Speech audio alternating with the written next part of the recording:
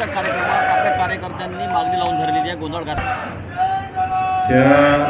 ते कार्यकर्ते मला मी खूप आक्रमक पद्धतीनं कारवाई करणार होते. अजितदादाच्या घरी जात म्हणत होते. मी त्यांना सांगितलं नव्हतं जाऊ. आणि आता ते म्हणे तुमची तब्येत खालावत आहे, सरकार निर्णय घ्यायला वेळ लावत आहे, तुम्ही आम्हाला काही सांगू नका. तुमचं मरण आम्हाला काही इतकं तब्येत बेकार होत असताना सरकार निर्णय घेत नसेल तर तुमच्या मरणापेक्षा दुसरं, तुमच्या अशा हालापेक्षा दुसरं काही महत्त्वाचं नाही आहे. तर भावनेत येऊन ते त्यांनी केलं असं त्यांनी करू नये ही विनंती करतो. पुण्यात अजित पवारांच्या कार्यक्रमात आपल्या कार्यकर्त्यांनी मागणी लावून धरलेली आहे, गोंधळ घातला. ते कार्यकर्ते मला मी खूप आक्रमक पद्धतीनं कारवाई करणार होते. अजितदादाच्या घरी जात म्हणत होते. मी त्यांना सांगितलं नव्हतं जाऊ.